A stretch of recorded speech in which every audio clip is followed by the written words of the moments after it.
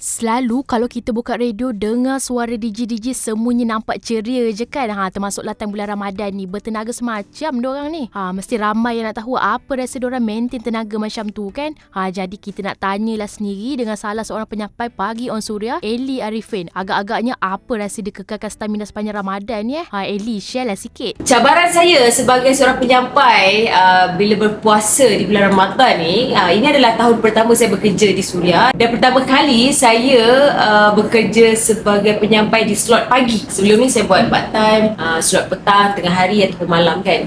Jadi dia berbeza sikit lah rutin saya. Sebab kita adalah orang pertama yang bekerja setiap hari. Sebab kita slot pagi kan. Dan kita juga orang yang terawal akan bangun daripada semua penyampai. Kalau hari biasa, bukan hari bulan puasa, saya akan bangun dalam pukul 4.30 pagi macam tu. Keluar rumah pukul 5 sampai konti dalam pukul 5.40, lebih kurang lah lebih kurang. Kita akan bekerja sampai pukul 10 pagi lah macam biasa. Dan kalau ada konten nak kena shoot dan sebagainya, mudahkan drag sikit lah sampai ke tengah hari ke, macam tu kan. Itu hari biasa. Tapi kalau bulan puasa, saya rasa tak banyak beza pun. Sebab memang kalau bila kita sahur pun lebih kurang pukul 4.30 kita dah bangun, siap-siap, masak ke apa ke kan. Dan settle terus gerak pergi kerja. Sebelum subuh tu memang dah sampai lah kan. Jadi tak banyak beza pun. Mungkin bagusnya sebab dah dipraktikkan sebelum puasa lagi.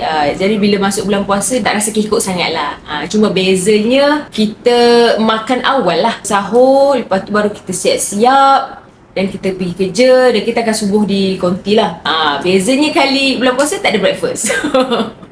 Itulah, tak ada cabaran pun pada saya sebab Alhamdulillah rutin tu sama je. Makanan sangat penting tau untuk saya. Kalau hari biasa saya akan breakfast protein lah. Mostly saya akan makan telur, lepas tu ada sedikit karbo lah, roti, macam sandwich lah basically kan. But mostly saya akan makan ada yang telur lah, omelette ke, scrambled eggs ke, ataupun ada hash brown ke, potato kan, ada karbo sikit. Itu untuk breakfast kita orang lah. Kalau saya semut, saya rasa macam nak makan nasi lemak, kita nasi lemak. Tengoklah macam mana, tapi mostly saya akan adakan protein untuk badan saya.